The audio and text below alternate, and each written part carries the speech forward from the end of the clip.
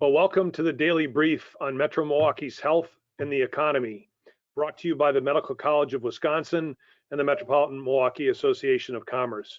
I'm Tim Sheehy, president of the MMAC, and I'm joined by my co-host, Dr. John Raymond. We provide you a 19-minute fact-filled update on COVID's impact on the health and the economy. This webcast is powered by Aurora WDC, and our special guest today is Department of Administration Secretary Joel Brennan. But let's start Monday out with a recap and an update on where we stand. Dr. Raymond? Thanks, Tim. I'll quickly run through the indicators. The doubling times in Wisconsin were 17.1 days, in Milwaukee 20.46 days, slightly extended out from previous days. The daily growth rate over the last 7 days was 2.9% in Wisconsin and 3.2% in Milwaukee. Positive tests out of 4,828 administered were 144 in Wisconsin and 60 in Milwaukee, with a percentage rate of 6.1 in Wisconsin. Milwaukee percentage is pending. Testing capacity was stable at 13,392 in Wisconsin. In Wisconsin, hospitalizations rose slightly to 379 inpatients, with 127 in intensive care. Now, there are 444 immediately available ICU beds as of today. Our ICU and ventilator capacity are stable and adequate. PPE trends also are stable in Wisconsin and Milwaukee, with continuing critical shortages of N95 masks and gowns. And the reproductive number over the last 7 days rose somewhat to 1.1 in Wisconsin and 1.3 in Milwaukee. Remember that the R number is a metric that we'll follow closely because it gives us a snapshot of how contagious the COVID-19 virus is at any given time. And recall that any value over 1 implies that the pandemic is growing. These R values were most likely influenced by the high number of positive tests over the last 5 days, over which time we've had 4 of our 5 highest days of positive tests since the pandemic began. And as with many of our metrics, we'll follow the trend over time rather than focusing on the value for a single day. Next slide, please. In the next few slides, I'd like to discuss vaccines. And I'll start with the big news from last week that President Trump has approved Operation Warp Speed, the purpose of which is to accelerate the quest for a COVID-19 vaccine. And he likened this effort to the Manhattan Project. The goal is to produce 300 million vaccine doses in the US by the end of 2020. And there are 14 vaccine candidates that are being tracked that could be eligible for funding from an $800 million pool that will expedite the manufacture. This is going to be headed by the former head of GSK PLC's vaccine division and General Gustave Perna-Gustave, commander of the US Army Materiel Command. So he is a supply chain expert. Next slide, please. This slide tells the story of vaccine development in pictorial form. There are 3 types of vaccines under development right now, as shown by the colored arrows on the left. One new and relatively unproven technique uses nucleic acids like RNA or DNA, as shown in the top flow diagram. Another tried and true method uses killed or attenuated COVID-19 virus, such as the technique used to develop the polio vaccine. And the third uses a synthetic protein from the virus to generate an immune response. Now, those older methods are shown in the bottom flow diagram. What's different and perhaps radical about the RNA or DNA approach is that the method uses a person's own body to produce the virus protein. That means that the vaccine only needs to be produced in relatively small scale because the person's body is the manufacturing plant, so to speak. Next slide, please. This next slide shows examples of the 3 types of approaches. Pfizer is using a modified RNA approach. Oxford University is using the synthetic protein antigen approach. And Sinovac, a large Chinese pharmaceutical company, is using a chemically inactivated COVID-19 virus. All of the efforts are aimed at developing a rapid new COVID-19 vaccine. And all of them are in early phase human trials. And if you want to track COVID-19 vaccine development more closely, please refer to the excellent website shown in this slide, of the Milken Institute or Bill Gates' blog at gatesnotes.com. Next slide, please. Now, this next slide shows this week's big news. Moderna has used a modified RNA approach to try to develop a rapid COVID-19 vaccine. And this effort was funded by a $483 million investment from BARDA. This is a very small trial that used 45 people simply to assess the safety of this modified RNA virus. And this kicked off in early March. And what I want to focus on today, and which caused a rally from the stock market today, was an 8-person sub-study. Those 8 people received 3 different doses of the RNA vaccine administered twice. And these were 25, 100, and 250 microgram doses. What they found was that the volunteers who received the 25 microgram dose developed antibodies in the same range as people who have recuperated from an active COVID-19 infection. More excitingly, the volunteers who received the 100 microgram dose developed an even higher level of antibodies than we typically see in recuperated patients. So this is very promising early development in the RNA vaccine quest for COVID-19. Next slide, please. This slide shows the complexity of the usual vaccine development pathway, which averages at about 12 years in the US. And it has preclinical, clinical, manufacturing, quality control, and regulatory steps. And each of these steps typically takes years. And once a vaccine has been tested and is under production, up to 70% of the production time is devoted to quality control. So as you can see, if we attempt to compress these processes, it will involve cutting many corners. Next slide, please. This slide lists just some of the steps that'll need to be expedited or corners that will need to be cut to have a vaccine for COVID-19 soon.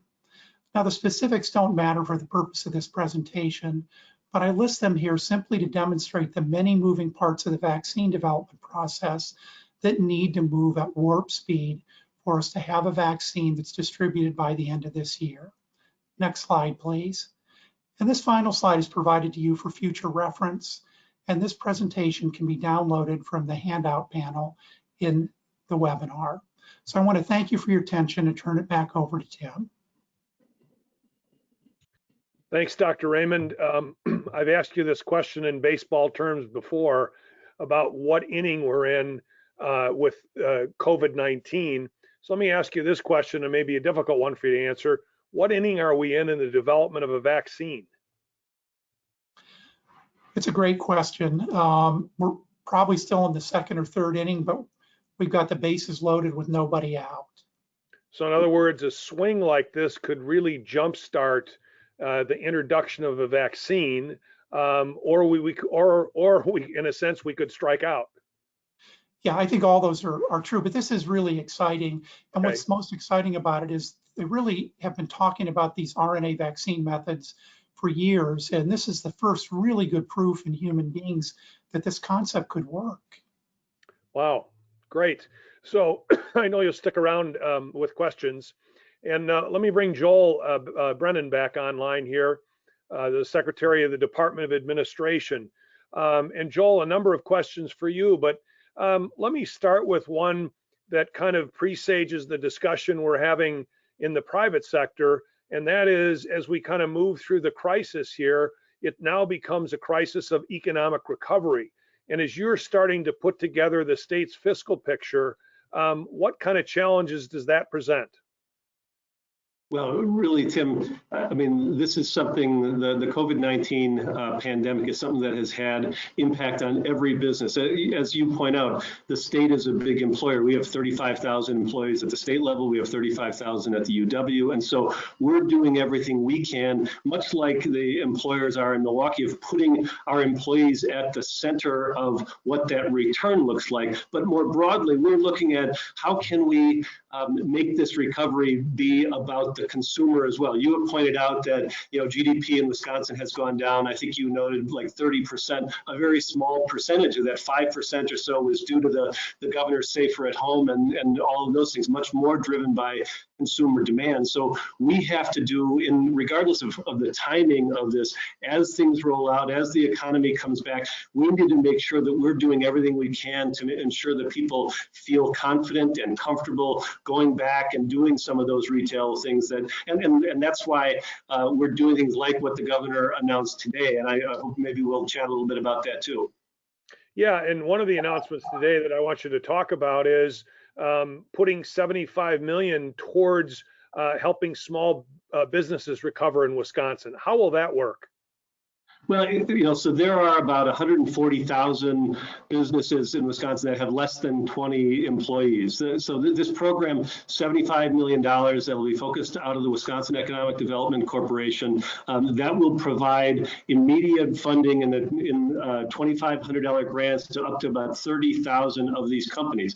These are Main Street companies all around the state. They're small companies. Before we went on today, you were talking about hairstylists and barbershops. You know, it's really some of the core businesses, restaurants and small retailers, and they need some cash to kind of restart, whether it's putting things up regarding health safety in their places, whether it's wages that they have to do, whether it's inventory. There are things they have to do to kind of keep things or get things back going and make sure that they can provide as safe and responsible a way as they can to reopen. So this will be really the start of that. And this is, as you know, this is some of the about $2 billion that we've gotten in coronavirus relief funding that the governor and the state have some great flexibility on being able to do. So the state got about $2 billion in that fund. The city of Milwaukee got some money, about $100 million. Dane County, Milwaukee County also have some of those funds, but we need to make sure we're getting those on the street as soon as possible. So what we talked about today, the applications will start next week. These funds will start to roll out in the next couple of weeks. So it's really about, as much as we can, maximizing the federal resources we can, but getting it out on the street as quickly as we possibly can too. Yeah, can you also talk about the other decision that the governor made today following the Supreme Court ruling? Of course, Safer at Home, as it was currently implemented, was put on hold by that ruling. But the governor announced today what, Joel?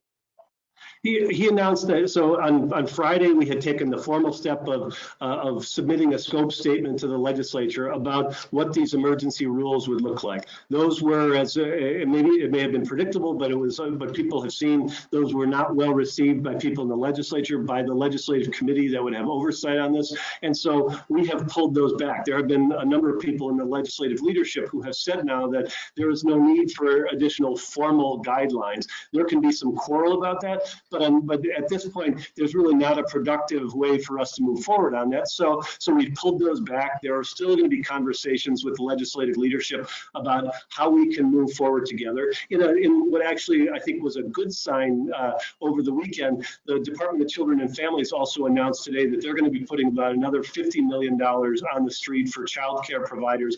Those will go directly to child care providers. They'll provide grants to those and grants to people who are in really important roles in the recovery and what's going on right now for first responders. So that's $50 million also from the CARES Act that's going to be going right on the street. The legislature and the Joint Finance Committee could have slowed that process down. They could have objected to it because this is like their passive review. They, with a little modification, allowed that to move forward. So, in some ways, that's one way that the legislature and the administration are trying to work together, and we're trying to work together to get this support from the federal government on the streets as quickly as we possibly can, so we can do what everybody wants: have a safe, hopefully a methodical, thoughtful return to Wisconsin, getting to where we want it to be economically. Another question: there was some dispute over about $25 million in federal funding for unemployment comp. Is there any chance Wisconsin's going to be able to recover that? I think those are the conversations are still underway with regard to that. But unfortunately, everybody wants, and we all should be about how do we get that federal, as many of those federal resources, how do we get them out as quickly as possible? And in that case, it was unfortunately the way that the legislature acted, it cost us the ability to get that right away. Now, those conversations will continue. There's also discussions, as you know, about a fourth round of support from the federal government that would provide direct support to states, local governments, tribes to replace lost revenue. All of the support so far has just been for COVID-19 response. Now they're looking at some stuff that could be for the lost revenue that's been associated with it. That's really important to the state. And I think that those are the kind of things that hopefully in a bipartisan way, in a unified fashion, we're going to be pushing forward on in the days to come. And then last question, we'll bring Dr. Raymond in. Now that we are where we are in a sense, and 72 counties have kind of control over what happens under COVID-19, any thoughts from the administration if there's a resurgence or what would trigger any kind of state response in the future? Well, all of that, as you know, there's a dashboard that you maintain. There's a dashboard that we maintain at the state. There are people who are working on this day and night. And I think one of the things, and Dr. Raymond frankly deserves credit for this, you and the business community, the responsible people who have thoughtfully looked at this over the last 8 weeks. Wisconsin is in a good place. We are, on a per capita basis, we're in the top 5, or at least we were last week, in terms of the amount of testing, the capacity for testing that we have. We've done well. We're on the lower rung of our Midwestern neighbors in terms of the per capita numbers of cases, the per capita deaths. So all that's to be celebrated. And all that is also a partnership at the state level, at the local health providers, the local public health employers, responsible employers, and people in their individual households. So all those are good things to build on, but we absolutely have to keep our eye on that. We know, I think everybody understands, we're operating on the razor's edge, and we have to keep a very keen eye on those things. And we shut down very quickly when this first came up in March. I think everybody wants to make sure that we're doing the right methodical steps, the thoughtful steps moving forward, so we don't have to go back at all. Thank you. Dr. Raymond, if you join us back, we'll go to our audience for questions. Yeah, we had a question for Dr. Raymond, but Secretary Brennan, if there's a government perspective on this, we'd love to hear it too. Dr. Raymond, the safety of in-person summer camps for children, what's your thought on that right now, whether it's day camp or overnight? It's still too early to really know. We know that children tend to be less symptomatic than adults, but they can have devastating illness, especially the Kawasaki-like disease. And they can spread the disease to their parents or grandparents. So, I would say it's at best a coin toss that's safe, but we'll see. Secretary Brennan, you mentioned support for child care providers. Is there a summer camp provision for that, or is that separate? Well, some of those places, like the YMCA and others who are child care providers, also do some of that summer camp work as well. So there certainly will be an intertwining of those things. But as Dr. Raymond says, on the broader summer camps and those for whom that's really important, both on the enrichment side, but also on the daycare aspect of that, or what that provides for families, I think there still is lots of miles to go before we can determine, before the healthcare system can tell us exactly how safe that's going to be and how much we can move forward on it. Thank you.